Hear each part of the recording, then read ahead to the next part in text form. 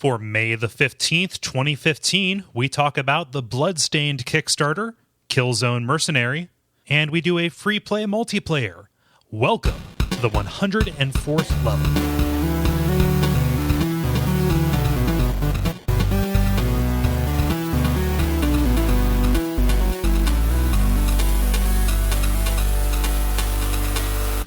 My name is Kole Ross. My name's David Maismith. My name's Ben Merkel. And you're listening to The Level. It's a podcast for people who love video games. Dennis is running behind, and we're going to add him in when he hops on here shortly. I imagine. Let's wait and see, I suppose. But the train keeps rolling. I suppose. So. You would not be a confident conductor, Cole. Okay, so we're doing train analogies tonight. I maybe like is that what we do? Is it like the offhanded thing that I throw out at the front? Is that the inadvertent theme? Yeah, I'll jump on the train. I feel like that's kind of how that works. Yeah, and that sound is the text message of Dennis saying he will be here soon, I guess. Yeah. It's like after within 5 minutes of the start of the episode, you try to change the subject matter, but that train's already departed. I suppose, yeah. You know what? I really don't have. This one, I'm running out of steam on it, so I can't really continue. How about we segue to planes, trains, and automobiles? That's something you can get behind. I just hung up those pictures above my my bed. I've posted pictures of these before. Wait, is that like the Richard Scarry book? Because that's what that sounds like. No, David. Sorry, I'm so baffled that I can't even say your actual name, David. You've never seen Planes, Trains, and Automobiles? No. Oh my God! Wow. Okay. Huh. That is a late '80s John Hughes movie that stars Steve Martin and John Candy. It is a okay. Yeah. So this is on my I need to Amazon Video. Maybe, yeah. Like it's also probably on that thing that like on that list of things that Cole thinks is important, but is actually only like memorable to or notable for people who are as out of touch as he is. I find that list actually fairly entertaining. So I guess, yeah. But I guess I'm this asshole who has expectations that people will know this shit, and then I express bafflement when they haven't seen. How the hell am I supposed to allude if you don't know what I'm alluding to? Oh, well, that's not so much an illusion as it is us just saying the name of this movie in reference to these pictures I have. Shut up. I did do that well in English. What were you going to say, Ben? Freaking poetic devices. I'm surprised you guys have known one another as long as you have, and you haven't forced Money Smith to watch it yet. It's not one of those things that I'm like, I'm going to sit you down and force, I forget who it was, but who led the charge to make sure that Dennis watched The Big Lebowski at his bachelor party. That was kind of a group. Okay, yeah. I don't know, but that is something that I will actually sit somebody down to do. I guess I try to imagine that Planes, Trains, and Automobiles is just in the air. Because at least one of those things is in the air, except for those vacuum trains, which right. have in nowhere. Yeah, but I honestly though part of it is Sorry, this will come across like I'm being down on Cole, and I totally don't mean it that way, but Cole and I, generally speaking, have really, really different tastes in movies. So usually, my one of my kind of rules of thumb is that I tend not to watch movies he really likes, just because we tend to have such wildly divergent tastes. I mean, is that just because you like kung fu action movie kind of things? Truly, I think a lot of it is part of it. Also, is it seems like I one genre I explicitly dislike. It would be dark comedies, and It seems like that's one that it would be one of the more prominent ones you do like. if that makes sense. I guess maybe, I don't know. Like it's hard for me. The thing you would call a dark comedy, I would probably just call it comedy. So it's hard for me to. Sure, and to be fair, I actually don't like comedy in general. That much because I am a point psychopath. emerges.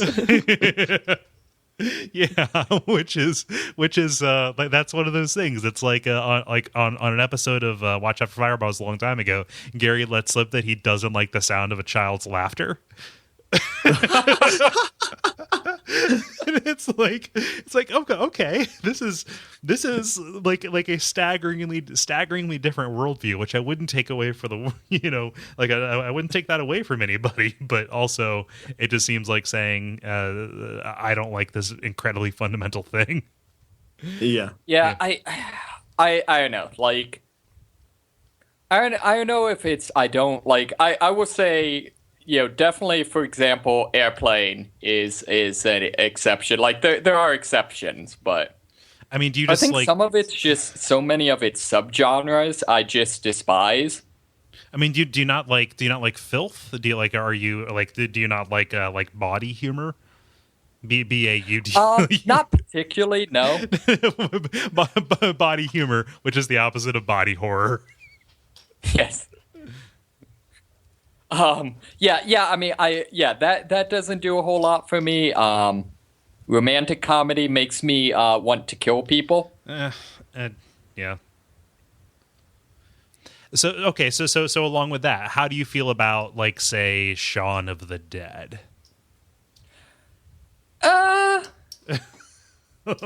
Like I mean, like the whole zombie fatigue thing aside, like you talking about how you don't like zombies in media or whatever. Sure. But like overall, Grant, like I don't think I've ever seen it all the way through. I think I've seen it from like shortly before them like chucking records at zombies through like them trying to figure out how to fire a gun at a bar. Is like the chunk of the movie I've seen. That's like a bulky portion of it. Yeah. Okay. You got most of it. Yeah. All right. Yeah. So overall, I actually enjoyed that. Mm-hmm. Like I really liked. I realized this is. I could see people like saying that I missed the point of this movie or whatever. I really liked Hot Fuzz, except for like the murder scenes, which were a little too gory for my taste. Yeah, I could see that. How about The World's End? I haven't seen that. It looks good, but I haven't seen it. Yeah, that one's my favorite. The reason. Really? Go ahead. No, I was going to say really. Yes. Elaborate. I like it the most. Like. I don't know what more to say about it. Like, comedy is definitely subjective, but like I feel like that one has the most like a little bit maybe the most heart to it. In that it is also the saddest. The reason that I ask about that they ask about Shaun of the Dead, and I realize we're going on way too long, killing time for Dennis to come in. But the reason that I ask is like that could be taken as like a genre mashup between zombie film and like romantic comedy. Sure. Yeah. So I just wanted to try and slip that one in the side door, I guess. Yeah, I know. The World's End's kind of like that too. My issue with like romantic comedy is just I don't know. I think it's my cynicism. I think the romance stuff in that is usually crap. Yeah, I'm not a huge fan. Like it'd be hard for me to like come out and say like, "Ooh, this is a romantic comedy that like really does it." For me, like I can't say I'm a huge fan of one or the other. Like I guess Sleepless in Seattle's okay for like what it is and all of the sins that happened later because of it. But yeah. I can't. Punch-Drunk Love is good. That can you like? Do P.T. Anderson movies have genre? Well, I mean, with that one, I would consider that to have both elements of romance and comedy in it, but I wouldn't call it a romantic comedy. I guess. Yeah, I suppose. Like the more interesting thing about that to me, like than the romance story, is just the vignettes about how emasculated that guy is. I forget the character's name. Barry Egan. What's your name? Yeah. Anyway. And also his interactions with Philip Seymour Hoffman. But Yeah. yeah. But this has been Movie Chat. Yeah. So I feel like maybe what we've actually said is David just doesn't know enough about comedy to know if he likes comedy. Maybe that's the take-home message here. It's one of those. It's one of those subjective things. You know when you see it. But to provide context for why that came up, or why I dove into it so heavily, I have 3 pictures of toy vehicles: a plane, a train, and an automobile, and I always hang them in that order above my bed. So I am a gigantic dork. Let's see here. It looks like Dennis is on, so I'm going to add him. Hey, Dennis. Hello. Hey. Well, welcome to the show. Yes. Yeah. Glad to join. Yeah, you caught us right as we are about to go to, well, the body of the show, where we do the the big 3, the brief, the multiplayer, and the grind. And let's go right ahead to the brief, where we talk about news in the gaming world around us and such as regards events. I forget the sequence of words that I say that starts that, so I will just go ahead and roll into it and ask, does anybody have a story they would like to volunteer? Okay, then I will have one. I have one. Okay, well, I will do a story to get us started. Break the ice. Yeah, I will do that. Yeah. So, you guys see this Kickstarter thing where people are giving money for stuff that well, you'll see. No, this the Castlevania Kickstarter. Oh yeah. Yeah, so Igarashi, I believe Keiji Igarashi, I think is his name. Koji Igarashi, there we go. I feel bad for not saying that correctly. He is no longer with Konami, and this is the guy who was kind of behind a lot of the better-known kind of Metroidvania Castlevanias over the past, several years, mostly on the DS. Go ahead. So wait, so is this the good Castlevania or the one that Dennis likes? This is prior. Hey. The one that Dennis platinumed? Yes. No. This is. I need to check and make sure that I am speaking with authority on which Castlevanias he was working on. But the side-scrolling ones that are in the vein of Symphony of the Night, right? So he was assistant director on a Symphony of the Night, and then from then onward he was producer, scenario writer. Like he was kind of a leading force and a guiding hand in what in structuring those games like that. Okay. And so they put out this Kickstarter for a game called Bloodstained Ritual of the Night, which real subtle, guys, with a $500,000 goal, and they managed to rake in at least as of the time that we're recording. I will do a refresh on this page to see what comes back up. $1,639,149 with 31 days to go. Wow. Yes. What are the rewards they're offering? The rewards that they're offering, they, I didn't really look because I just kind of skimmed the lowest ones to see what I would have to donate to get a copy of the game. Well, that was going to be my question. Is that number representative of like Kickstarter backers, or is that like the total lifetime sales of this game? I mean, who knows? Like this is basically pre-orders, right? At this point, like they've got a $5 tier, and that jumps all the way up to $28 to get a digital copy of the game, and then $60 and up. That's where like a physical copy of the game happens. And the tiers go up as high as $10,000. But there's one person who did a $7,500 one where you get a one-of-a-kind silver ring handcrafted by Iga himself. Yeah. That's a little random. Yeah, well, the the video for this is great. It's really off the wall. And they're really upfront with kind of the way that this is structured and why they're doing it this way, which is, big publishers, they don't want to fund this kind of game. Something 2D and kind of small like that. They don't think that there's demand for it. And he has, because pixelated games haven't been selling. Yeah. Well, we're talking about big publishers. But yeah, but he comes out and says, "Yep, you know what? We have private funding that is that is in the works, but what we're trying to do is demonstrate that there is interest and there is a market for this.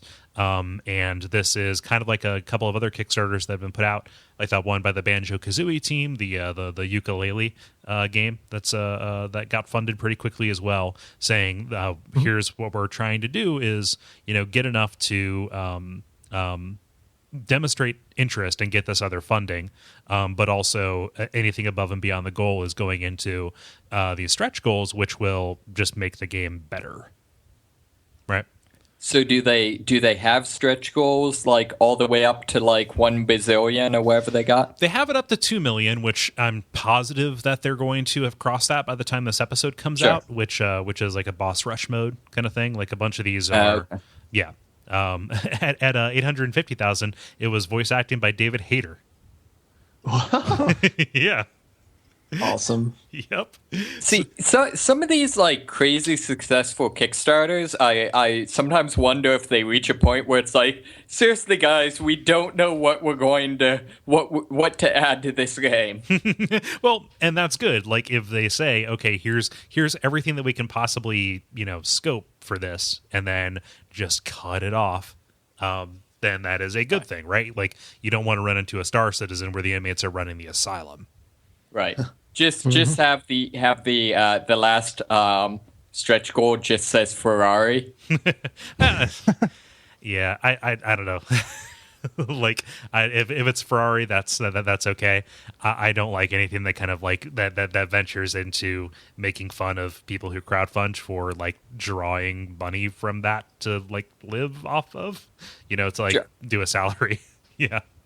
Although I guess a Ferrari is kind of outside of that. But yeah, this looks pretty cool. Like the video is really off the wall.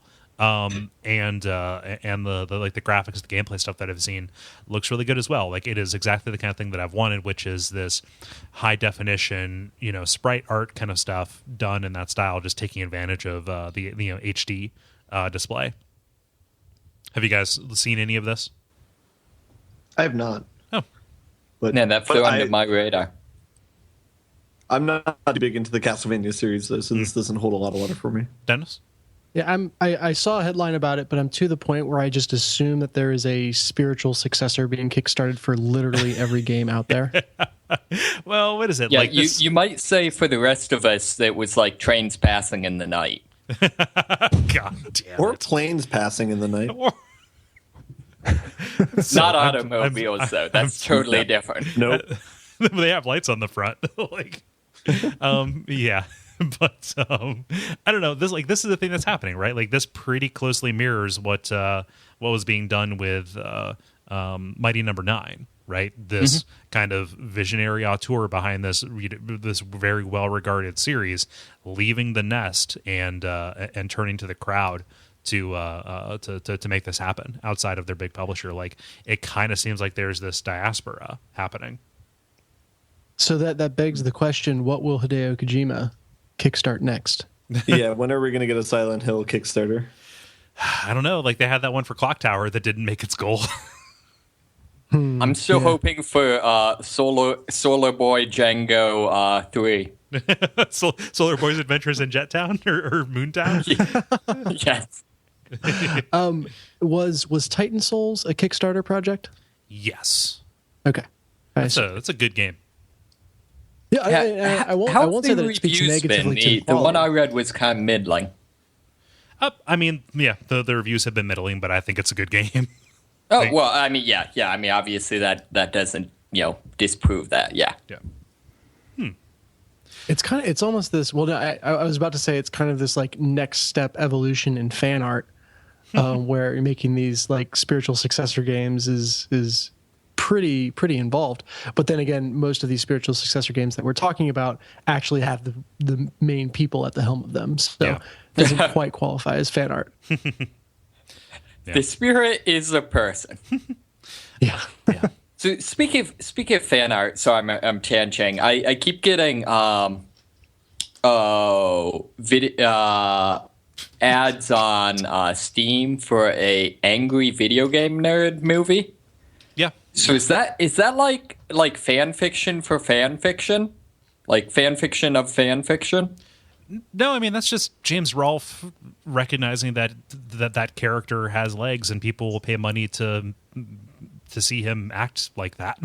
Okay, I've not followed up on any of this. That just struck me as like kind of unusual. I've not followed up on the. It's a YouTube channel, right? Angry Video Game Nerd. It's just like a video series. Yeah. I mean, that's one of those things that's been around for so long that I hesitate to call it a YouTube channel. Like that predates like modern YouTube culture, which is like he started that like in 2006, right? Yeah, man. Yeah, he's like the Dr. Dre and Snoop Dogg of the internet.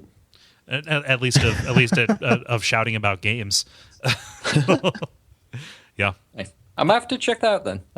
I've got to be honest. I only have the vaguest idea of what Angry Video Game Nerd is. I'm sure that I have watched like his stuff at some point, but I have no reference for it. It is moments of kind of like very cogent analysis of how these very ill-advised NES games don't work, and like the frustrating moments and highlighting exactly why this thing is bullshit, kind of festooned in this overly shouty, overly like diarrhea obsessed persona. And that's just to my like it has made him a bunch of money, and so I can't really begrudge that kind of success. But like it kind of seems like he's kind of trapped in that a little bit, because if you look at the other video, the other videos that he makes where he's not in that persona, just kind of like, oh, this is just like a really smart dude who is like savvy about kind of like media criticism and has a well-spoken way about him, and he just kind of has this, it is buffalo diarrhea dripping into a rotting pig's suppurating chest wound. Like it's just overly gross kind of stuff. Yeah, I still have no idea what it is. It's a guy it's a guy who plays bad games on video, and he talks into the camera, and it's cut back and forth, and there are like characters and stuff inside of it. I don't watch enough other like YouTube video stuff to like give you a close comparison point. No, that's fair. Like Maddox, but confined to video games. Yes. I am equally as much commenting to, one, just how inscrutable most internet stuff is, two, my complete apathy about it, and then three, my ignorance. All in one there. So yeah. I know. It just it seems like a lot of the Let's Plays and stuff like that what I watch online. It seems like a lot of the people that do those like his videos. So that's been like my only exposure to it. He's like it's a foundational text a little bit, like a lot of the paths that people walk. He kind of cleared. In a way, sure, like sure. He was kind of the progenitor of the let's play video games and talk about them on camera kind of thing. Sure. So okay, yeah, cool. I respect the man a tremendous amount. I just his shtick kind of ran thin, and I wish he wasn't beholden to it. Sure. Yeah. Let's see here, Dennis. You got a story? I do. I'm looking for I read this article early in the week, and I'm looking for the link to it. But basically, I'm going to take a step slightly outside of video games, even though there is a video game for this movie, to talk about a movie that is the first movie I've been excited to see in theaters for a long time. Avengers 2, Age of Ultron. Mad Max? That includes Avengers that I've passed over. Yeah, Mad Max, Fury Road. Awesome. So I don't know Oh, yeah, why. that looks amazing. Yeah, and I don't know why it caught my attention initially. I think just the trailer had a certain panache that I liked. But I kind of started following it and getting more and more excited. And then just recently it's kind of come out just more about the themes of the movie as well.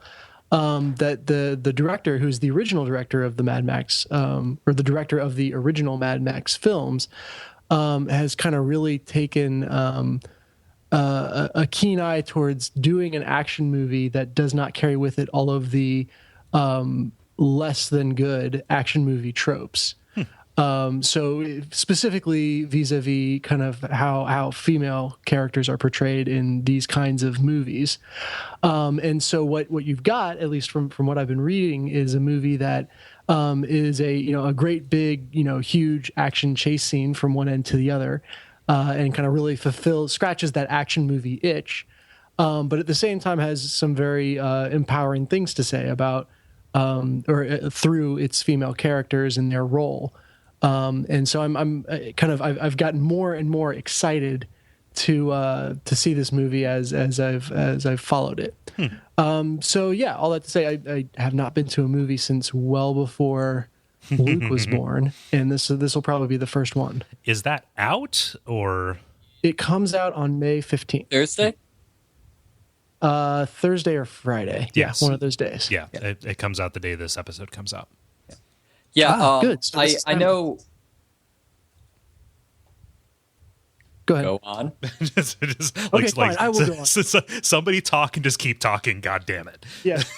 All right, good. So I started out interested in the movie, and this is where I'll segue back to video games. So the more I read about this movie, the more like cool stuff. Because not only does it have that angle to it, so that's good to hear. But then just hearing how they did some of the stunts and the way that they kind of approached the screenwriting or lack thereof for the movie was very intriguing to me. But then I start looking at the video game, which, as a rule, video game tie-ins to movies are horrible. But this one looks to have a really, really cool. The way I described it to someone I was talking with this about on Twitter was, it looks like the vehicle parts from Jak 3 and the brawling parts from Uncharted, which has me very excited. Promising. Yeah, it sounds extremely promising. So not only does this look to be a movie that will be way better than I was expecting it to be, but it also looks to be a game that might be worthwhile as well.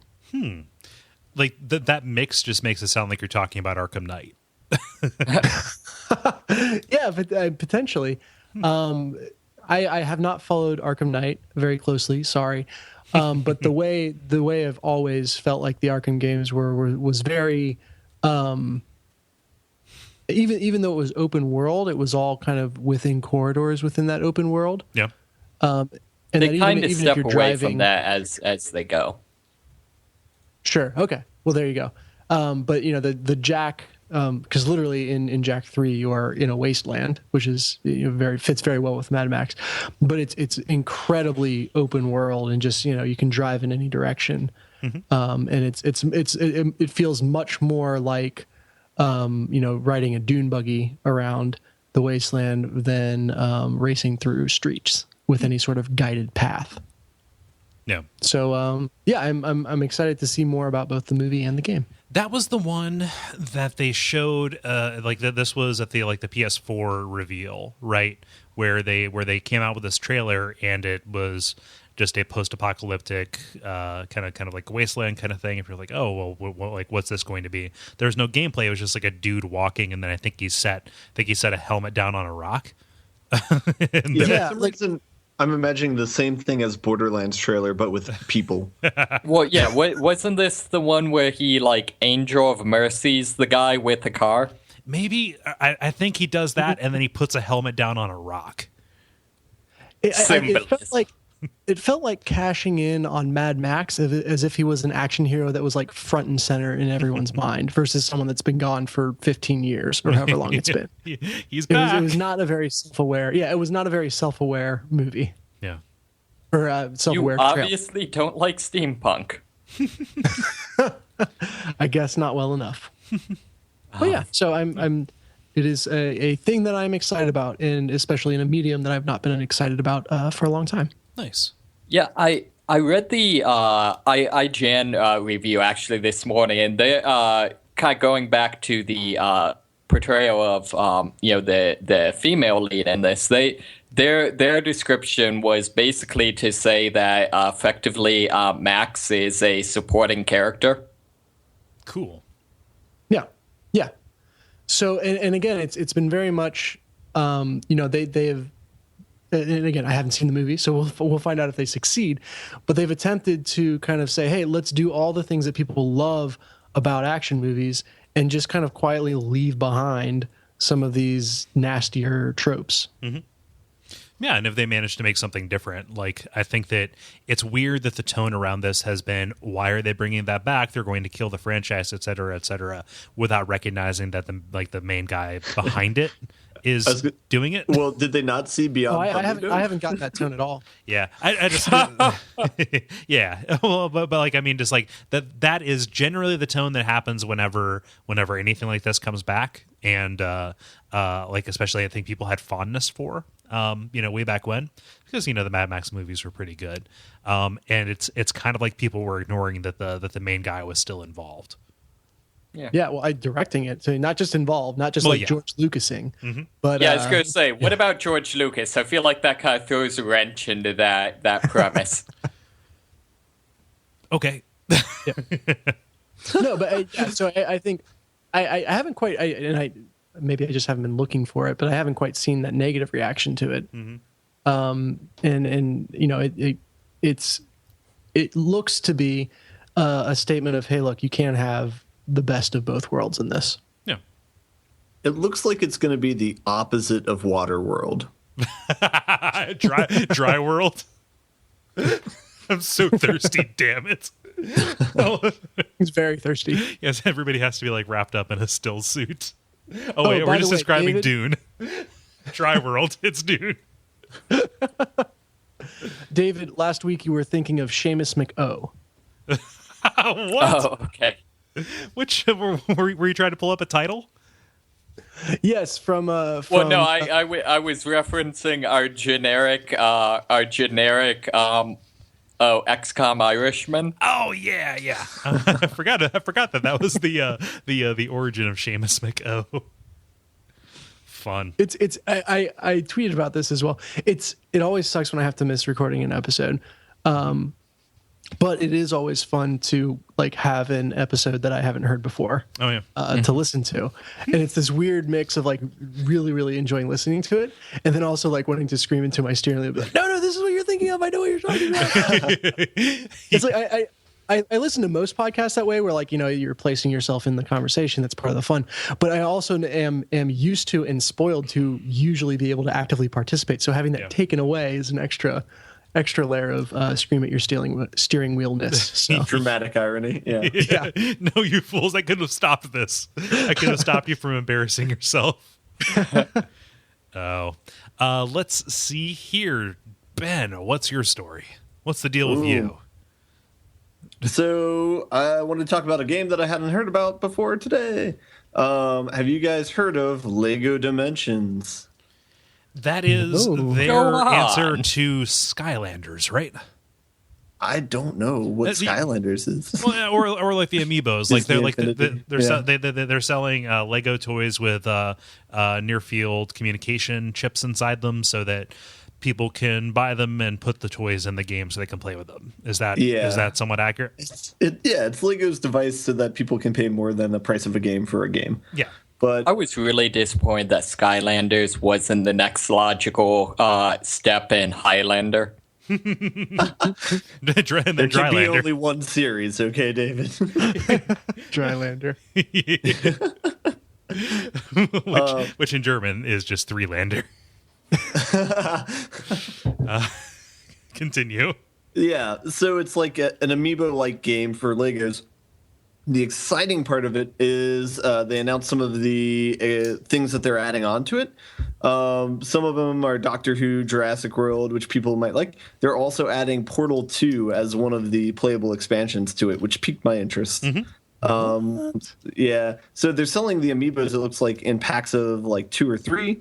And so for Portal 2, they have Chell, they have the Companion Cube, and they have a turret. So I don't know. So that makes me more interested in the game. I don't know if I would pay full retail price, but who knows? Nah, I mean, it might be kind of cool to buy the toys and have a little Lego GLaDOS and Chell. Yeah. Like, what? I should also mention they also have The Simpsons and Back to the Future as well. Holy shit. Yeah. Talking about burying the lead. Jesus. And Scooby-Doo. And Jurassic World. And this is my what was a lead into a question, not a reaction. Okay, like you sounded so baffled. Like, wait, no, what? What I was going to say is, what is it about Lego that allows it to license anything without ruining it. Like the majority of the time, licensed products are horrible and don't live up to the thing that they are emulating. However, Lego just has this unique ability to have Back to the Future Legos and the Simpsons Star Legos Wars. and Star Wars. Oh my God. I was in a bookstore the other day. The Lego Star Wars section of the bookstore, just like fiction that is Star Wars stories explicitly with Lego characters. No other reason to be Lego. That is an entire wall of books. I was going to say, there can't be any dialogue in those books as well. It's just a bunch of descriptions of gestures. Do you want me to give you the idealistic answer to that I have? Okay. Sure. So the everybody has a lot of collective goodwill toward Lego, especially creative people who may or may not be in a position to make decisions about how their like property is used. Like assuming that those deals are not handled at the dead-eyed businessman level. I think that just the fact that Lego is Lego, and most of the people who are making cool stuff that may possibly be licensed, have experience and goodwill toward Lego itself. I think that they just the reputation allows them to do whatever they want. So Lego is the toy that all creative directors grew up playing with as kids. I think so. Yeah. Yeah. I could see that. Yeah. I was more of a Connects kid, but As was I, but I also played both. I combined them in strange ways. Yeah. Also, I now have the image of the new game, Red Dead Businessman.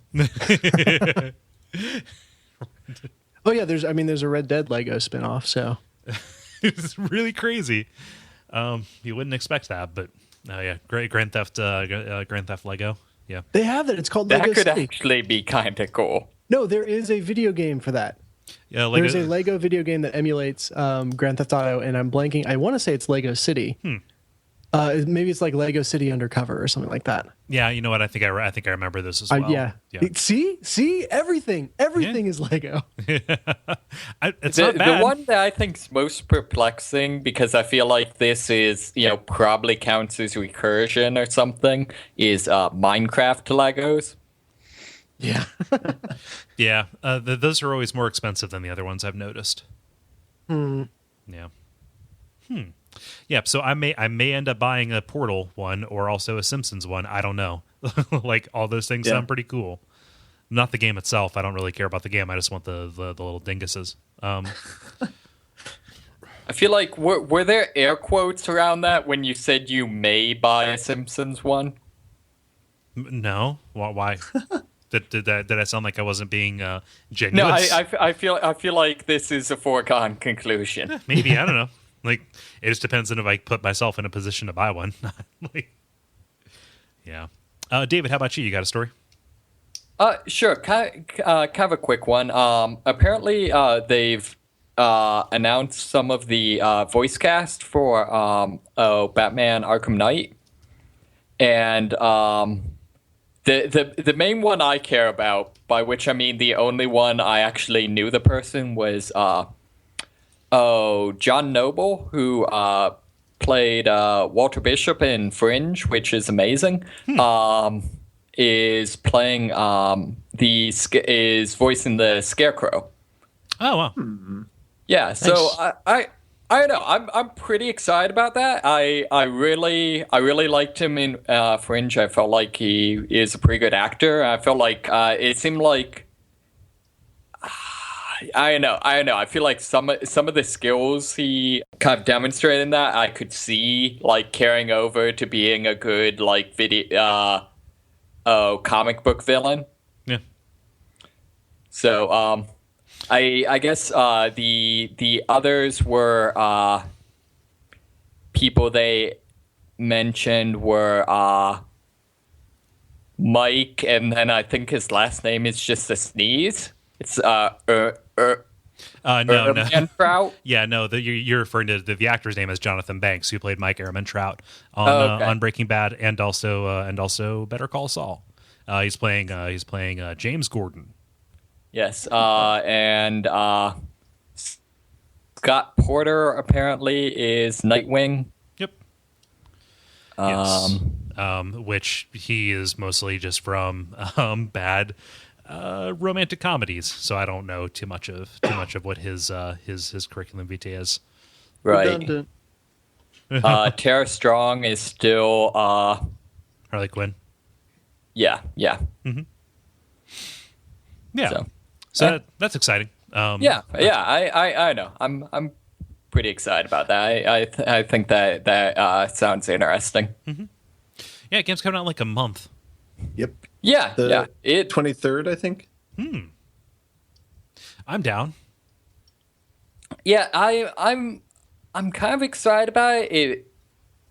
It seems, I don't know. It seems like a lot of time, like third things in trilogies, especially since this is sort of the fourth one, end up being like we're sort of kind of running out of gas. But it's Uncharted 3. It's like they've actually got like really good ideas for this, and it's like actually going to be really, really good. The fact that they took a break kind of inspires some confidence. Yeah, I mean, yeah. the thing that the thing that resulted from the break, I haven't played it, so I can't speak to its quality. I can, let Ben speak to that if he wants to, but just it doesn't seem like something that they would. Not canon. It is disavowed. I don't know. Like I'm not too terribly worried about it. But then again, I haven't read too much about it. I haven't read that much about it either. Yeah. I have complete confidence in it, but I'm going to wait until it comes out. Yeah. Guys, we got to move on to the next section. Multiplayer. Now it is time for the multiplayer, where this week we did a free play. Sorry if I forced that on you, Dennis. I was going to it might be nice to do that. No, I thought it was a good idea, and then I forgot to post it. And then you posted it, and then I posted it, and I realized that you had posted it, and then I took down your post, but someone had commented on the post, and I felt really bad and talked to that person, and it was okay. And it was a whole thing. But here we are. So I'm going to put 20 minutes on the clock, and let's get through. Let's have the person who reads the question answers the question. Okay. And then we'll go through that way. Because god damn, did we get a lot of answers. Yes, we did. So, a lot of questions. A lot this was not Jeopardy. a lot of quanswers. I don't know. It is both an answer and a question. Yeah. So most of the time they give us answers. Yeah. Yes.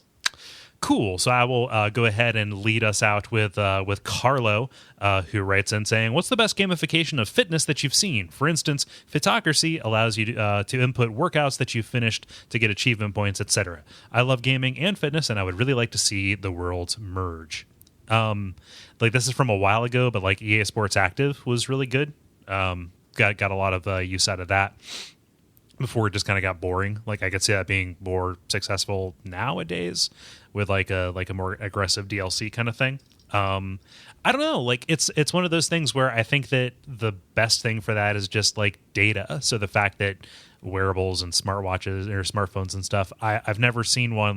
I know about Fitocracy and I know about Fitness Quest and stuff like that, but nothing has been as interesting to me as the Breeze app, which is put out by the Runkeeper guys.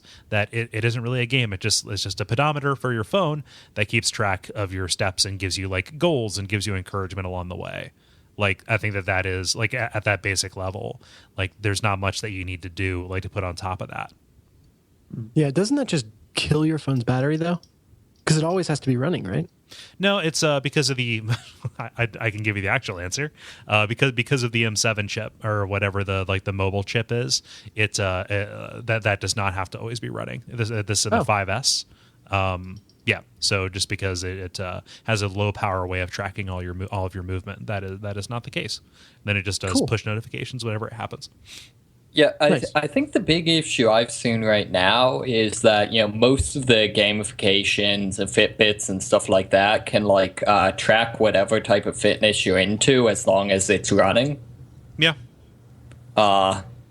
So what I hope the future will be, I hope the future answer to this question is something other than running. Mm-hmm. I know right now the zombie thing that my friends keep posting about sounds kind of badass. Yeah.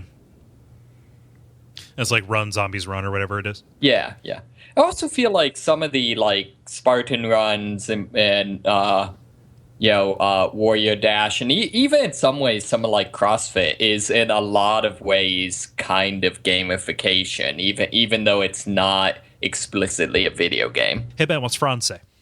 Yeah, I'm glad you gave me this one. Different kind of games. We were looking to expand our collection of co-op board games beyond Arkham Horror. Any suggestions? So I would like to add XCOM. I guess since we all talked about this last week, that's a good one.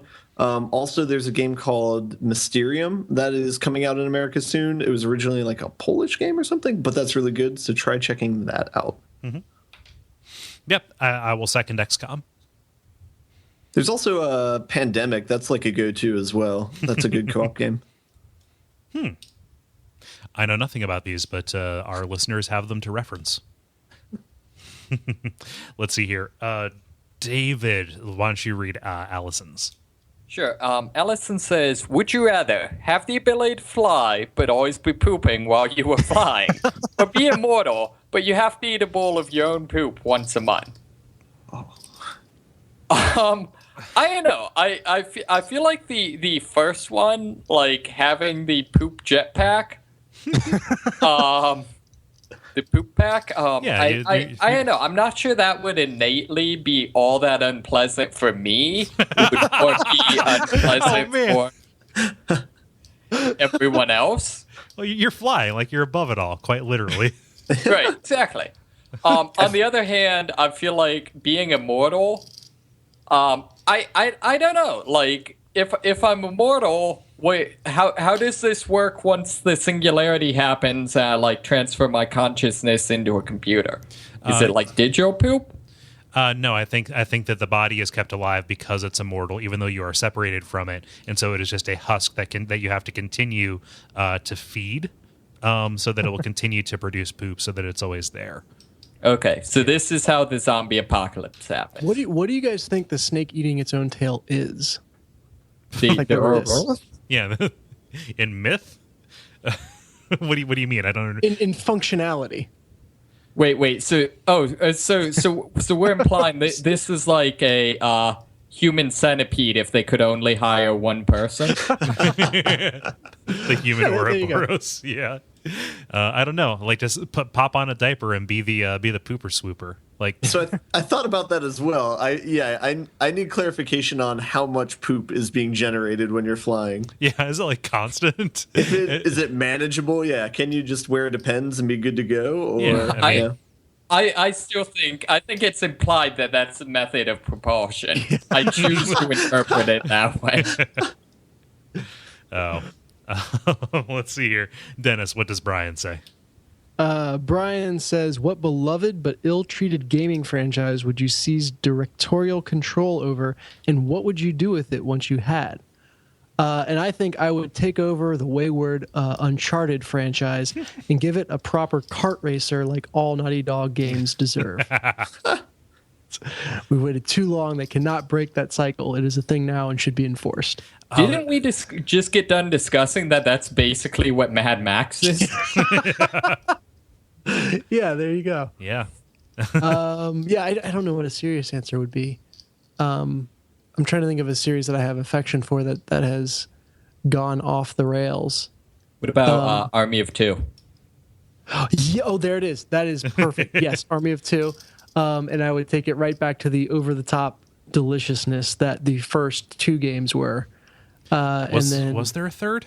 Yeah, it was called The Devil's Cartel, and it was as bland I don't think as they anyone played it. Yeah, well, it's literally like you read, and I read a lot about it because I love Army of Two, and it's like, let's take everything great about Army of Two and just remove that and leave the most generic husk of a third-person shooter that we can. Like, literally, they got rid of the two main characters, which were half the reason that game was great, or those games were great. And then just everything about the plot was very grounded. I think they were trying to go dark and gritty with it, which is completely misunderstanding what was good about that series. So, that's a very good one, David. I would definitely get Army of Two back on its crazy rails. Back on the crazy Back off the rails. Back off the rails. Yeah, damn it. There it is. Yeah. Yes. Yeah. Basically, hire whoever writes for Saints Row. Yeah, Yeah, that would be a good start. Yeah. Let's see here. I will pick up with Jala, who writes in, how old were you when you started gaming? And what are some of your earliest memories of playing games? I don't like earliest. It would be like watching my brother play Super Mario Brothers, I guess. Like, I don't know. It's kind of hard to make it more specific than that, because most of it happened right around the time, like toward the end of the NES and toward the beginning of the SNES. So like, it's this big kind of conflation of like, okay, here, I'll say this as like a genuine thing, like being in like preschool or kindergarten and having my grandma take me to the video store to rent Mega Man 2.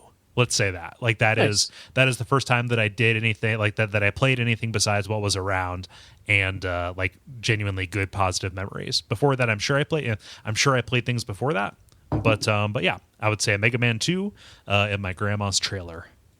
Yeah. Nice. Yeah. So Dennis, you're going to have to read this one because Yeah, I Brian have to. specifically I don't wanna- requested it. So. Yeah. And it's a good question. Why don't the rest of you play Hearthstone? I don't know, time investment. Like every time I've tried to play it, like I play it, it's like, oh, this is neat. Like I see a bunch of cool stuff here, but it doesn't bring me back. I don't know. Like I can't be bothered to open it up and play it again, even though I think like, yes, this is something that on paper I would really like. It's just a motivation problem. Yep. I got nothing to lose. I'll download it. Yeah, I was about to say, Ben, I actually think that you would like it, because have you been around Magic the Gathering much? At the board game place I go to, there is a firm division between people who play board games and people who play Magic, but I have nothing against it. Well, what I was going to say is Hearthstone is very much kind of like a happy-go-lucky Magic the Gathering. Like it is way more accessible and fun, and at least with my experience with Magic, it's a lot more welcoming and happy-go-lucky. But Yeah, it also it's has much less people just blatantly screwing you over. Yeah. But it also has a lot, or just enough of that kind of like strategy and number crunching core to it that I think would appeal to the mathematician in you. Okay. Yeah. So apparently it doesn't work with my phone. So can you get it on PlayStation as well? No, it's on PC, Mac. Okay. Yep. David, like, why don't you play it? I'm not sure. I feel like this is challenge accepted. Why you putting them on Breeze, dude? No, but just like this is a weird one. Honestly, like traditionally, I haven't played collectible card games just because like initial investment was too high, and I'm really governed by like gamer inertia. However, that obviously doesn't apply to a game that's completely online that has no initial investment. Mm-hmm. So there's really no reason. I'm going to get on that. Mm-hmm. So yeah. Ben, why don't you go with Sean's? Sean says, would you rather have a Twitter account associated with you that everyone follows, that either posts twice daily, one of the most intimate or personal thoughts you've ever had, or that posts every time you expel something from your body with the description of the material and the quantity? So that could get crazy. I don't want to like jump on your answer. I just want to make sure you know everything that's involved. Like This isn't just pee. Okay, what's with all the pee and poop guys? I recognize that every show we've released for the past 2 weeks has had something to do with cum. Well, yeah, I was gonna say, if your most intimate and like closely hidden details involve, say, like porn, these could be the same thing. So I mean, there's a lot there. There's sweat, there's pee, there's poop, there's cum, there's tears, there's sneeze. Yeah, yeah. There's any form of mucus, right? Like, does dander count? So yeah. So wait, Jaeger? Dander. Or there's blood if you get in an blood. accident too. Yeah. Oh, so you just like that might be a good safety measure. Okay, when the pee stops and the blood starts, everybody should call the doctor. Yeah. How Twitter saved my life. I'm going to go with the second option, because then, since it gives a description of everything that's in there, you can kind of monitor like your urine. You could monitor like your feces. So you could. Yeah. This could be like healthcare. Yeah. Oh, the next Fitbit. The piss bit. Piss bit. There we go. That one's been answered. And this doesn't presume that people would continue following you after they start following you. So I think that problem would fix itself. But it's every time you make a new friend, Like the president is getting an update though on your pissing.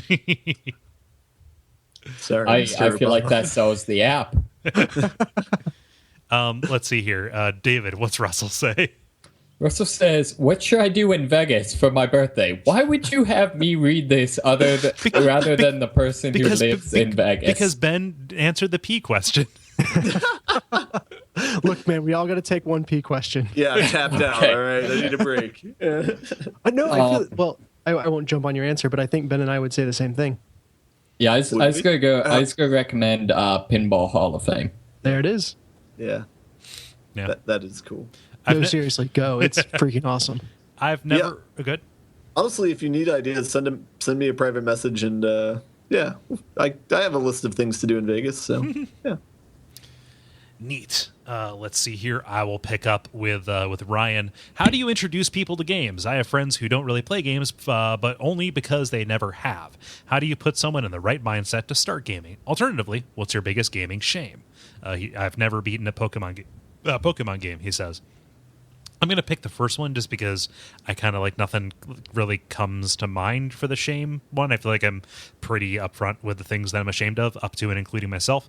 Yeah, it's wait, but I mean, just because you're upfront about it doesn't mean you don't feel shame. Right. It's just it's kind of like the PM poop thing. It is a signal to noise ratio. Good. Oh, okay. Yeah. So I'm going to say, like, introducing people to games. Honestly, like, you just play them with them, and don't be a dick about it if they don't like it. Like, sometimes people just, you can't force somebody to like something that you like if they don't like it. You know? Yep.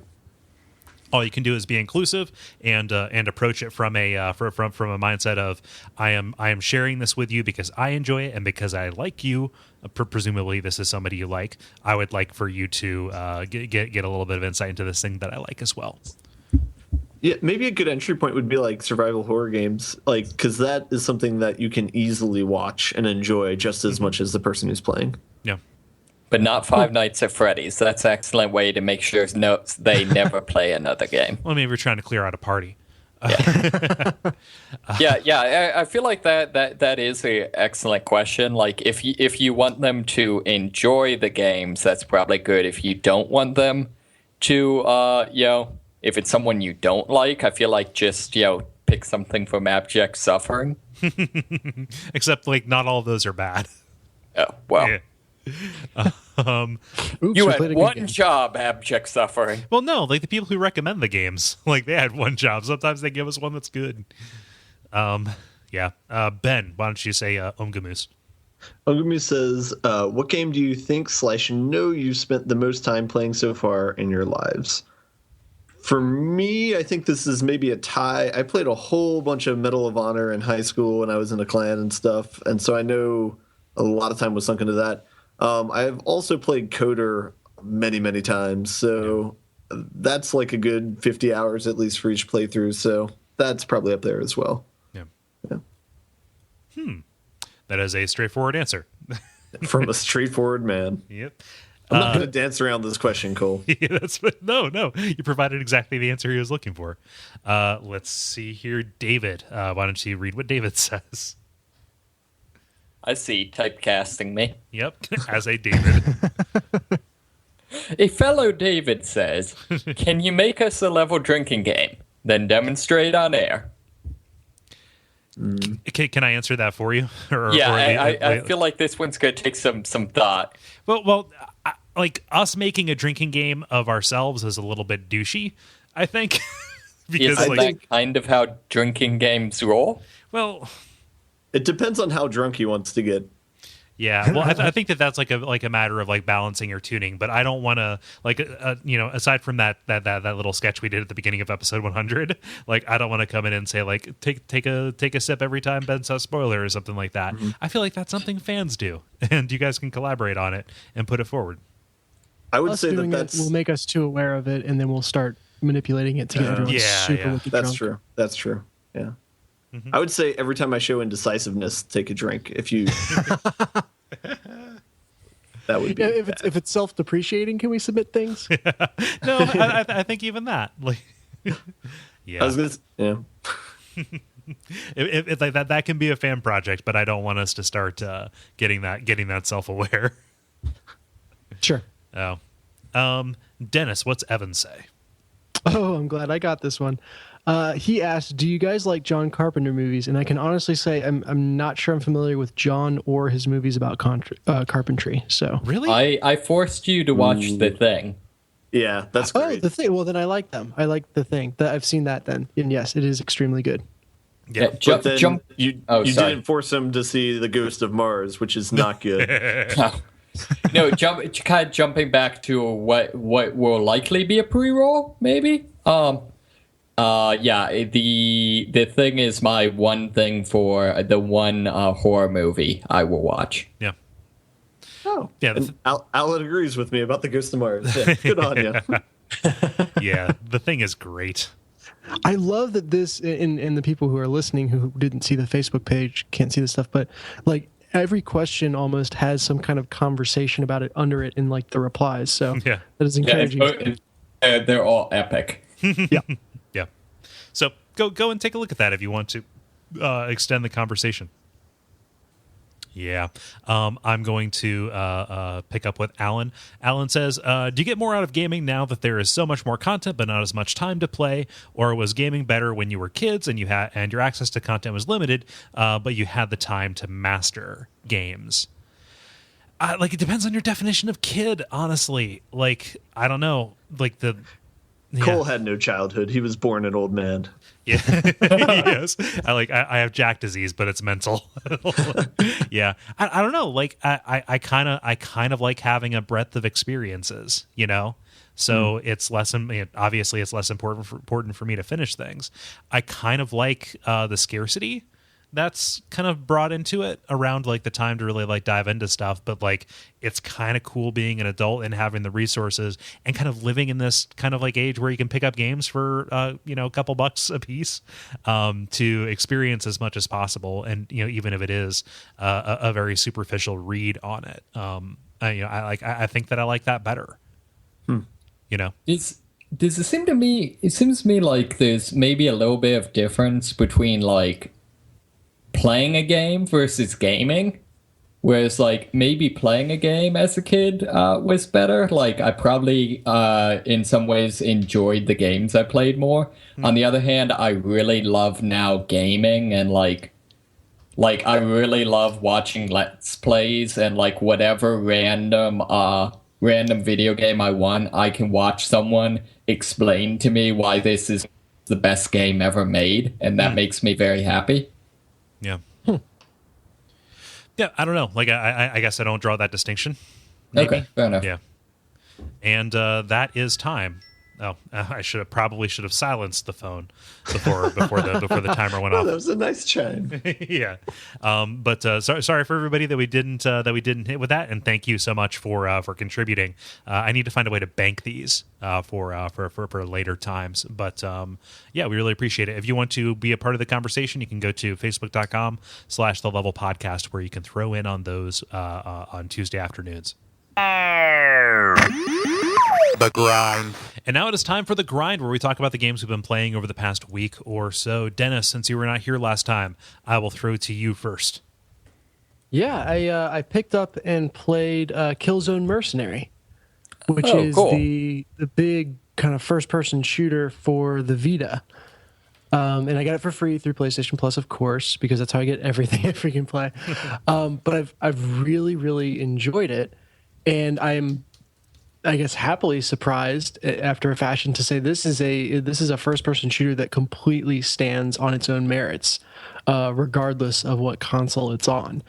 And I could very easily see this game being ported as is to PlayStation 3 or PlayStation 4 or any other console, and it feeling right at home. Like the twin thumbsticks on the Vita work incredibly well.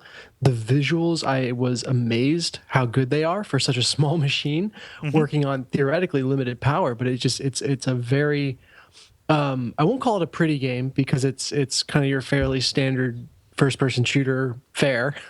No really inspired environments to be found, but what's there is looks good. So that's really cool. Yeah. So it's pretty interesting. So when I saw you tweet about this, I kind of thought, wait, really? About the intel. Well, yeah, I saw this. Less about. I want you to explain the Intel thing because I didn't quite get it. But Okay. I saw you bring it up, and it's like, okay, it was like I got that on PSN, but like I kind of disregarded it because I thought this was one of those ones that was going to be garbage. No, this isn't the garbage one. It was the Resistance and Call of Duty games that were garbage. Yeah, this is the This is the rare good one. one. Yeah, Yeah. this is the good one. So yeah, it feels really good, and like I said, I'm after having played this, and I've played the bad ones, right? I played Unit 13 or whatever it was, and probably gave that game way more good grace than it deserved because now I've seen like you can do a really competent shooter on the Vita, and it surprises me that no one else has been able to do it this well. So first off, kudos to whatever team developed it. I'm not sure if it was the main Killzone team or an offshoot. Maybe this was Ready at Dawn. I'm not sure. This is Guerrilla Cambridge. They mostly have done. Oh, they did the Frog report for PlayStation or the Frogger update for PlayStation. Big time. But their big kind of like title that people probably remember the most fondly for is Medieval and Medieval 2. The cool skeleton platformer game for the PlayStation. Yeah, sir. Whatever his name is, it's in PlayStation All Stars. Yeah. But they also like did a bunch of like high profile ports. Not a bunch, I guess, but they did like the Little Big Planet port for PSP. Yeah. Gotcha. Oh, that could explain maybe some of how they're able to do that if they're kind of the people that have mastered this system. Yeah. Yeah, and what's interesting to me is that the places where it feels limited are kind of small. So the loading screens are longer, but the way that they do that is like the intro cutscenes, and it's more like you're like watching a computer screen with information popping up on it.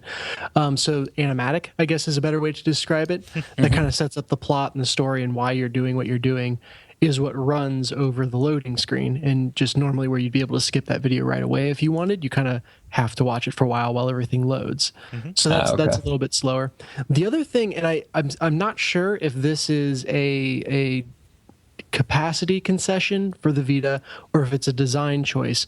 You can only have 2 weapons at a time, but you're not able to pick up weapons off of random fallen colleagues. Instead, there's an arms dealer that has kind of little mini shops set up all over the levels. There's kind of one in between every big combat theater that you can kind of stop in and either buy new weapons or re-equip old weapons for a small fee. And you kind So the of game's choose, set in Texas. yeah, pretty much. But you choose, okay, for this upcoming area, here are the 2 weapons I'm going to use, and you're kind of locked into that until you finish that area, unless you want to like backtrack or restart in some way. Which usually your respawn point if you die is right next to one of these machines, so it's not too invasive. But it does take away your ability to kind of improvise and pick up weapons from enemies on the fly.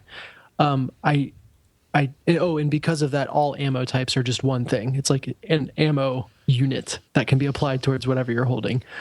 So I'm not sure if that was a design choice or if there was some sort of limitation. It would seem like a strange limitation to me. But everything else, like the areas that you're fighting in, don't feel small compared to what I've seen on other systems. There's a good mix of outdoor and indoor combat, and like I said, the graphics hold up really well. So. It's an impressive game to say the least. And it's got some. Oh, go ahead. Oh no, good. I was gonna say, and it's got some really unique ideas on Intel, which I can get to. I just kind of want to ask like a basic principles question before we get into that because you praised it on Twitter and I kind of want to hear more. Controlling it. So like my PS Vita came with a download code for Borderlands 2, right? Okay. And I played around with it a little bit, like recognized. Yeah, I probably still don't want to play this game. But kind of doing the twin stick first person shooter control felt a little bit unwieldy. Is that just something that you have to get used to, or do they have some kind of optimization in Mercenary that makes it, more successful? It was good enough to where I actively thought like, oh, this is working really well, much better than I've felt it work in other shooting games that I've played. So I'm not sure what the difference is. It just might be that this team has found the perfect feel for the controls. It might be a little tighter than other games in that you turn a little bit slower. As I'm thinking about the other shooters I've played on the system. So maybe that has something to do with it, that you're sacrificing a little bit of ability to kind of whip around, but then when you are actually trying to focus and hit a target, it feels much more doable. Yeah. So talk to me about Intel. Explain this system to me. Yeah, it's one of those things where like I would have never thought of it on my own, but then once I saw it, I'm like, I can't believe that this isn't just the standard way that everyone does it, because it's such a good idea. Instead of having like hidden briefcases or laptops or documents or whatever random item that people stash throughout the levels, and we're supposed to be excited to find for more storytelling in the game. Killzone Mercenary just designates officers, and there are officers throughout the levels. Pretty much like each area has an officer in it somewhere, which makes sense diegetically, right? And also diegetically, the officer would know something that other people didn't. Yep. He would have intel. And so that, there's no collectibles to be messed with. It's these officers that show up on your map. They kind of have an extra little rank symbol over them. And if you can sneak up behind them and grab them, you can interrogate them. Which the execution of this is a little bit clumsy. It irons out to be a quick time event. But that getting to them and being able to interrogate them without someone else seeing you is what will unlock the intelligence, which is really, really cool, because normally, at least the way I play games, I completely ignore intelligence. I can completely ignore the collectibles until, like if it's a game that I really like and I want the platinum, I'll use a guide to go through and find it. Yeah. Even like the treasure in Uncharted was a pain in the ass to go hunt down. Like just really, really annoying, and didn't fit with had no use for the rest of the game. Yeah, it was dumb. But this is like, okay, I'm gonna be in this area anyway. I need to fight these guys anyway, and there's probably some value in me trying to be stealthy at least for a little bit. And so giving me this extra objective of like, hey, if you can get really far behind the lines without anyone seeing you, and can manage to catch this guy when he's in this one room, then you get this little extra bit of story as a reward. And it varies. Like some of them are really cool. So like one of the pieces of intel, you're like blowing up this power plant that's the only one of its kind, and your intel is the schematics or like information on how to build this, which is really valuable since you're destroying the only one in existence. Yeah. Or another is like a letter from the officer home to his wife, which is really interesting. So it's not always well executed. Some of it is just dumb, random information.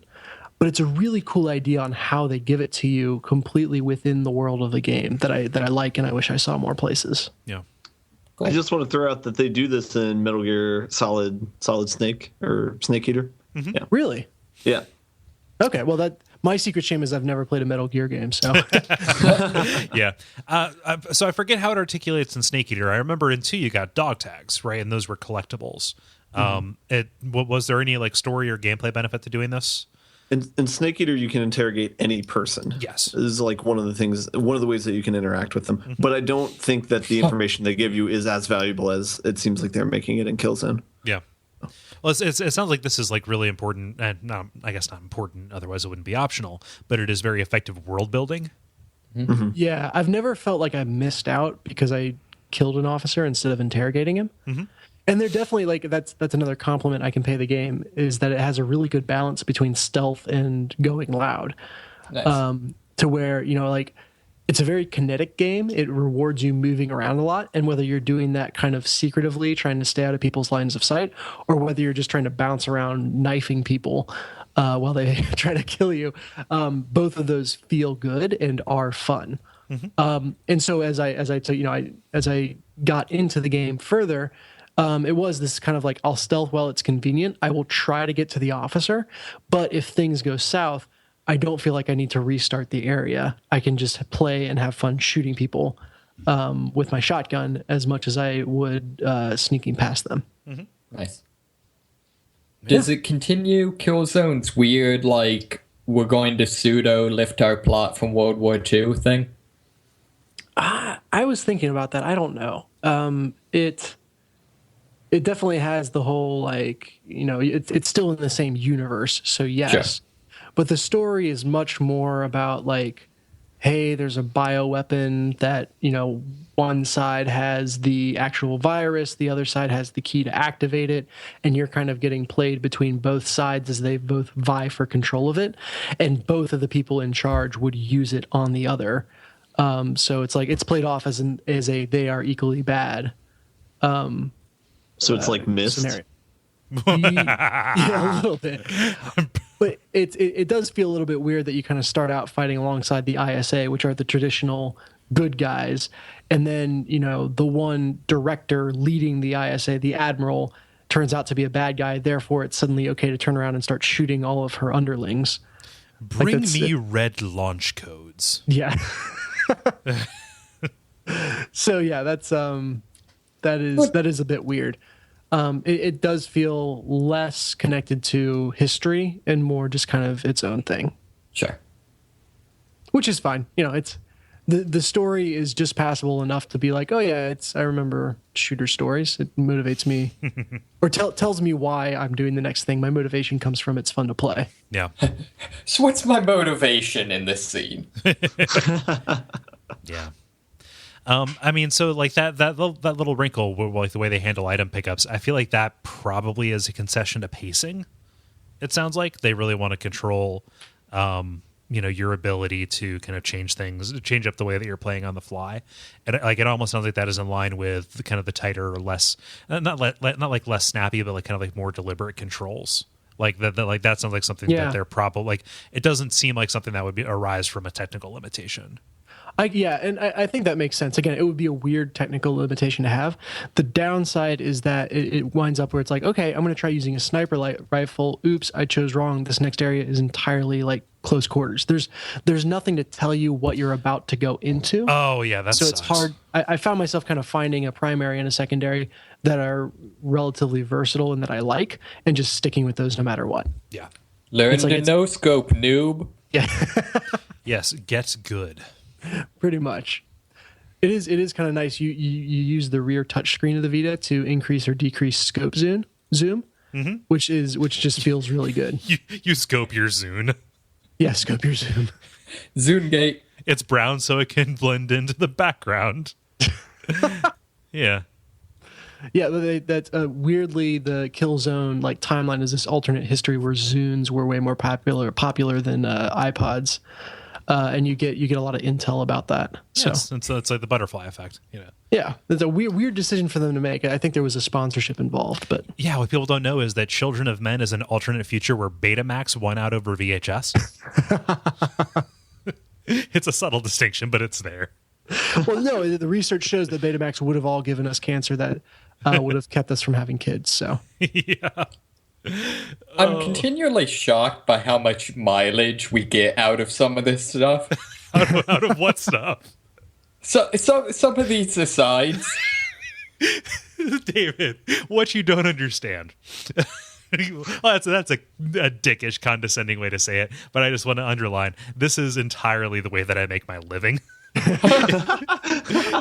At work, I trick people into thinking I'm valuable and creative by perpetuating these exact same kinds of asides. Like it is literally a survival mechanism for me. And here we see the Kole in his native environment. It appears that he is prevaricating. Okay. Notice how he drags everybody off topic so he can look smart when he gets them back on. Oh man, I am a fraud. So hey now. So any other kind of like standout things? Like, do you see yourself taking this one through for the long haul? I see myself taking this into multiplayer. That's the one thing I haven't touched yet, and I'm very curious to see how that goes. One, if there's anyone playing it, and then two, if it feels as good playing against real opponents as it does against enemies that are computer controlled. Mm-hmm.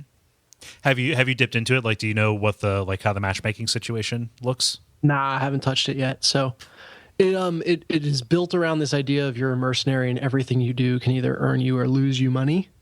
So like literally when you die, you're charged a life insurance fee. When you That's when not you how switch, life insurance works. not at all.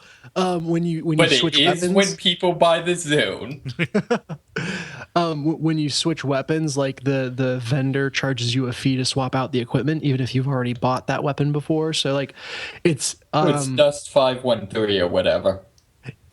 Yeah, I would say it's some kind of weird comment on capitalism, but I don't think they thought about it that much. I would expect that whole everything costs money plays into the multiplayer, but I don't know how, and I'll let you know next week. Okay. Cool. Yeah. So Ben, I'm going to throw off to you. Yeah, so I only have one. I haven't played Alien Isolation at all this week, but I did pick up a new game yesterday as my official filler game between now and Batman, and it's FarCry 4. Oh! So I installed it last night, and then 10 minutes later I beat it. So I don't know whether or not to dip back in it or not. Yeah, that's... But it was pretty good, true room environments. So it's a little bit like not The Witness. That looks like a really good game. Like any of those Tale of Tales games, like it's like The Path or whatever, where you're just kind of like sitting in a room waiting for somebody to come back. Yeah.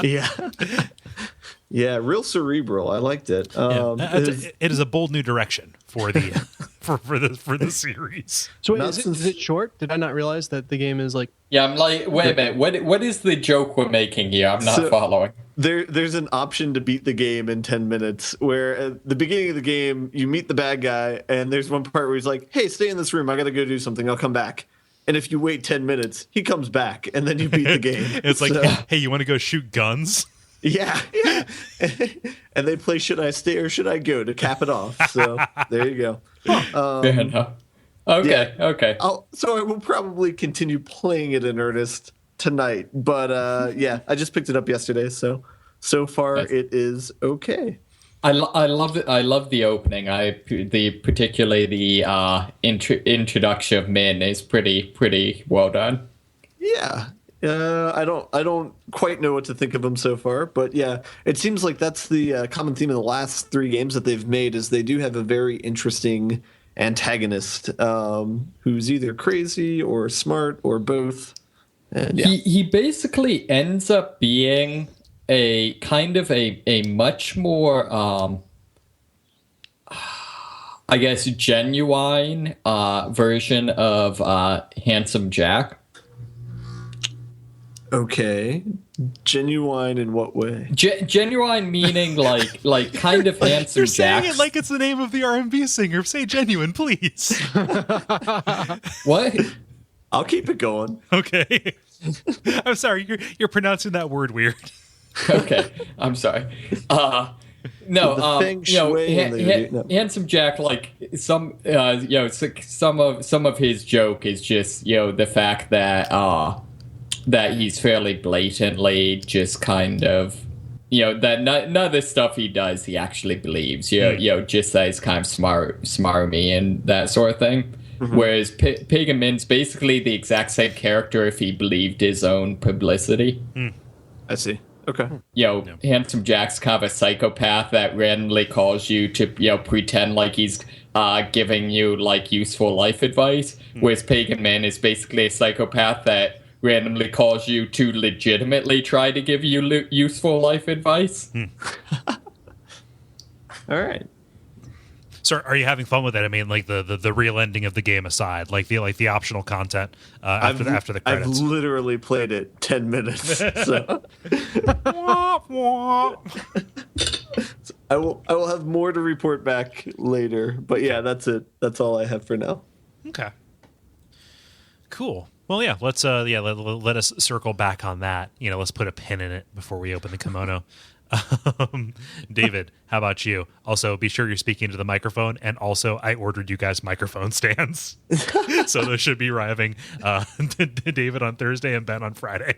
Oh, thank you. So, David, continue. I feel like I need like the Clockwork Orange take on microphone stand, where they just like strap my head into the right distance from the mic. Well, that would be a headset microphone. Wasn't there a pitch episode about this? Yeah. The throat mic? Yeah. Yep. No, man, I forget the pleasure throat. Yeah. Nice. So yeah, go ahead, David. I actually haven't been playing a whole lot. I've kind of been busy with the job hunt stuff.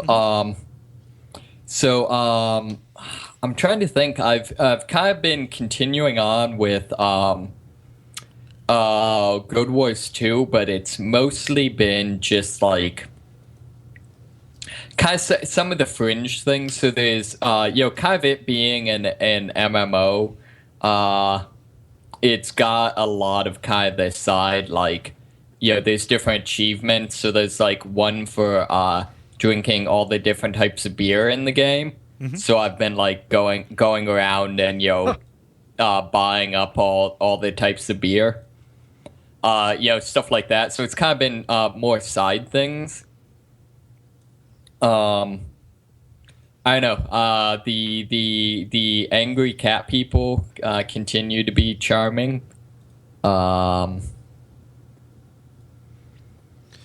to think. Actually, the only other thing that's kind of interesting, just because this is apparently so common, is I've started a guild simply so that I can have myself be the only member and open up a guild bank. Okay. And apparently that's just something everyone does because the game does a horrible job of giving you enough inventory space. Huh. Okay. So, I think part of it is, this game, really doubles down on it's not, I don't know what they call it. It's not freemium because it's not free. Excuse me, I'm sorry. It's not freemium because it's not free, but it's, you pay a price and then you can play for free. Yeah, I mean, it's the same model like Guild Wars 1 had. Like, they're just not... Well, yeah. Are you guys just talking about a straight subscription model? Because that's the easier way to say it. No, like no subscription. The way they fund, like the way that they funded Guild Wars, and I guess Guild Wars 2 as well, rather than charging people per month for free content, quote unquote, like as they put out, new dungeons or whatever, like WoW does, you continue to play for free forever, but if you want the new content, you pay for it. See, okay. So it's a free base game. Go ahead. You actually don't pay for the new content. Like, there is an expansion coming up, but like main time, like monthly new dungeons and stuff, you actually don't pay for. Oh, that's weird. That's like exactly not what they did with the first one. Right, but the big thing is they have a lot of they have the freemium shop, and in particular, there's a lot of like a la carte. So like you can increase the size of your bank account, or your bank slots, or like increase the number of bags you can sell, or hold. I mean, there's a good chance also you can increase the amount you can sell. Yeah. But yeah, so I don't know. It's interesting. It's kind of their economy with that in terms of like their money making thing. I don't know. It really kind of like skates the edge or whatever, to mix my metaphors of on the one hand they give you a crap ton of stuff for free. On the other hand, it does sometimes seem a little abusive in terms of like how limited your inventory is. So yeah. Well, I mean, if they're taking away valuable stuff and then selling it back to you, well, I guess I just answer my own question because it's valuable, so people are going to pay to get it. But like, I don't know. It always, and this is such a weird place to be in because everything in digital is this way, but artificial scarcity is such a sticky kind of subject. Like it would be really easy for them to increase the number of inventory slots. That doesn't cost anyone any extra money. Like there's no investment there. And yet they're limiting it. You know, like, and that's within their rights. That's how they want to do their model. It sounds like they're doing a lot of other stuff. Well, that's fine, but it will never quite feel right to have things artificially limited like that. Yeah. Well, I mean, they're monetizing opportunity cost at that point. Like, yes, they could do it for free. They could flip that, but doing so costs them potential revenue. And so you get down to a situation where like, oh, it might actually be costing a public establishment money, not charging $5 to go into the restroom. Yeah. Yeah. The other thing I feel like is, to a certain degree, I like this because it seems like it's kind of you choose your buy-in. So like, if you're someone who's really into this and is competitive, well, actually, if you're competitive, most of that, you can't buy an advantage in PvP. Mm-hmm. But still, you know what I mean? If you're really into the game, you're going to spend all this money. On the other hand, if you're someone who, like, you play because your significant other plays or something, then, you don't need to do this. Yeah. And I sort of like that. I feel like, I think I've made this analogy before, but, it seems kind of like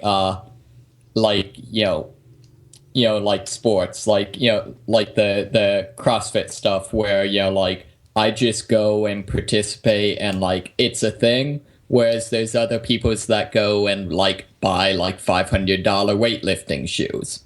And it's, like, completely, what is your level of commitment? Yeah. Which I think kind of seems like a better way to do it than just being, like, you either pay us monthly or you don't get to play. Yeah, I don't know. Like, my opinion is I'd much rather have that predictable thing because I don't know. Like, I'm not a person who plays MMOs, so it's hard for me to have a non-disingenuous opinion about that. But sure. I think that I would much rather just subscribe and then get whatever, like get the full experience, and have like not as many of those kind of basic things be charged because that just is something that goes on my credit card that I can ignore. Sure. In like a weird kind of way. Whereas in the model that you're describing, what happens is every time you run up against that is like a little bit of a commerce confrontation, right? Sure. Like, where you're like more conscious of it. Even though you may be able to play for overall less money than you would have to put in a monthly subscription, it definitely feels like more just because it's more frequent than just kind of checking your credit card statement once a month and thinking, oh, I'm still like a part of this thing. Okay, I guess. Yeah, true. Although I will say in its defense, just make sure I don't misrepresent this game. Like, most of the important things are one-time purchases. Okay. So, it's a lot of them are things where it'll be like, hey, normally you have to like buy axes to gather materials and they degrade over time, and it's a trivial gold sink, but still is a gold sink. Yep. Whereas you can pay like I think it's the equivalent of like $10 and like get one that like never degrades and can mine any quality of tree. Yeah, I don't know. Like that sounds gross to me on its surface, but I can't say exactly why. Yeah. Yeah. I'm hoping to pick up a game soon, but no, I've got nothing. Yeah. Okay. Yeah. So mine's going to be easy. I haven't played shit that I can talk about really. The Level, a podcast for people who sometimes play video games. Yeah. Well, I feel like garbage about that, but like everything is just kind of like happening at once. So I'm very sorry. that I have failed you guys. It's all but good. I wasn't here last week, so yeah. But like this past weekend, it was a weekend off. Like my family was going to come down to hang out for Mother's Day, but they weren't able to because of health stuff. So I had it, but it's like we have some stuff coming down the pike for Watch Out for Fireballs that is going to be very time intensive. Okay. And so like I not only had to beat Super Metroid, but also like I spent all Sunday beating Katamari Damacy, so I can, move on to this other kind of more time intensive stuff. So like that's the honest answer. Like I've been playing video games, but it's stuff for other shows. So I feel like I'm shortchanging this show for that other stuff. But like, I like how your second job is playing video games. Yeah, I'd like it to be my first one, but have you looked into making that a thing? Slowly but surely. I think you're on it. Yeah, you're making me sad. So I will proceed to say like that's really about it. I got a couch. Nice. That's cool. Yeah. Let's talk about that. You got a couch in Katamari Damacy? Yeah, I rolled up about 10,000 of them. They're up there on the moon with all the tornadoes and squid. No, I just like the supplier, the store dicked me around on the shipping. So it's like, okay, we're gonna deliver on Saturday, and then it got to be Thursday, and they're like, I call them, hey, are you guys still gonna do that? And they're like, like it's gonna be Tuesday. That was delayed. They didn't apologize, which upset me a lot. And I'm like, oh, when were you guys going to tell me that? It's like, well, you get an automated call the day, 2 days before. Like, oh, that's 2 days. Like today's 2 days. Yeah. So it's like, okay, Tuesday. What time? Well, we give you a 2-hour window. Okay, well, what's a 2-hour window? Well, the computer allots that. I'm like, well, I don't know why I have a job. The computer does everything. Yeah, Please yeah. help me. I'm trapped here. It won't let me go. I'm trapped in a warehouse. Help! It's nothing but couches and robots. No. Like, okay, well, I have a job. So this morning, I had to hang around the house and like fend off phone calls as I watched these guys carry this couch up these stairs. Did they at least not visibly drop it or break it in some way? They didn't break it, which is more than can be said for the last couch. So the last couch was broken on arrival, and so I got it for free. Yeah, but it's a cool couch. It's got like the ends recline and shit. So, oh, nice. Yeah. I've also Will it make you a more effective gamer? I don't know. I don't want to call myself a gamer. It's I don't like it's nice. Like I've got it all set up real good. It's gonna be comfortable. If I'm gaming, I'm in a recliner. If I'm napping, it's on a couch. So yeah, it's cool. I've also been gardening, but I think I'm just slowly killing plants. So I'm paying money I'm paying money for the privilege of watching something die outside my window. Oh my god. Yeah. Air plants, the way to go. What? Air plants? Is that like the boring sequel to Air Bud? There's nothing in the rules that says a rhododendron can't play basketball. No. Air plants are these plants that basically just need water and sunlight. Oh yeah, I mean like houseplants. Like my indoor plants, like that game on point. I got a creeping ficus hanging from a hook in my living room. Like that one's fine. Like okay. Yeah, I'm talking about like the flowers and stuff that I have in my patio. So as long as the plant isn't in its natural environment, it's cool. Yeah, but I've got a dahlia plant that's like wilting and dying. all of the petals fell off, and there's some buds that are coming in. Maybe it's like repotting stress. I'm not really sure. The level of podcast about botany, I guess. About poor botany, please. Yeah. My mint is not looking very healthy. It's not really standing up. The cilantro is getting kind of sparse, and the leaves are getting a little bit crispy on the edges. And then the seed pods that I got for basil and stuff are very slowly coming in. So I have to watch them be born slowly before I watch them die quickly. Well, I mean, with herbs, it's kind of tricky because you have to make sure you put them in on time. Yeah. Time. Yeah, it's on THYME. Yeah. So I guess more accurately, it's been like catching up on WoW stuff, but also like getting my house in order, which involves cool things like, a couch and some plants. Cool. Uber. You guys want to button it up? Let's do it. Yeah, so that was episode number 104 of The Level. Thank you so much for listening. I'm trying to think of any like business stuff. The soundtrack showdown is going to be over by the time that happens. Some very strange choices are being made as we speak. I keep it open and I'm like, really, you voted for that? But Is it like a send Bieber to Alaska kind of deal? maybe I think people are just trying to like stress me out. But yeah. So it's like gaslighting, except if it was explicit. Yeah, it's just that there are some things that I expect and there's some things that I don't expect, and there are some things that I'm disappointed about, which are that the final four has come down to 3 JRPGs. Womp. Oh, what's the non-JRPG? Super Metroid. Oh. Yeah. So you know all about that. yeah, because I played it and talked about it for 4 hours. Yeah. Are you okay? Ooh, that sounded bad. That sounded I like just permanent broke, damage. both a glass and a beer bottle. Oh, God. Well, let's finish up so you can go attend to Double that. kill. He's wrecking shit. I knocked a empty beer bottle off the table, in which it landed on a glass and broke it. Huh. Maybe that could be the level drinking game. He just breaks stuff. Yeah, just throw bottles at the wall.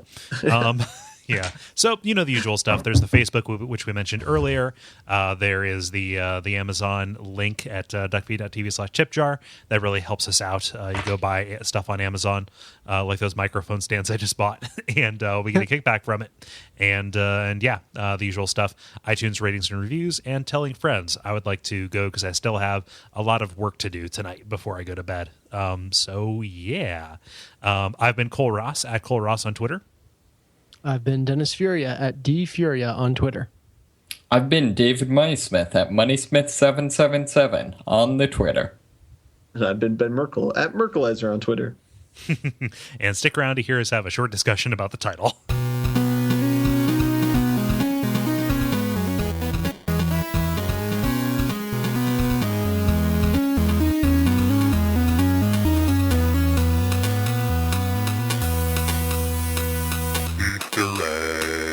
Yep, I'm just going to rattle these off real quick for you. Got 3 of them, okay? Mm-hmm. Body humor. How's it spelled? It's BODY space HUMOR. Okay. Dry World. That one might be up there. Okay. Red Dead Businessman. There it is. Okay. There we go. That is the winner.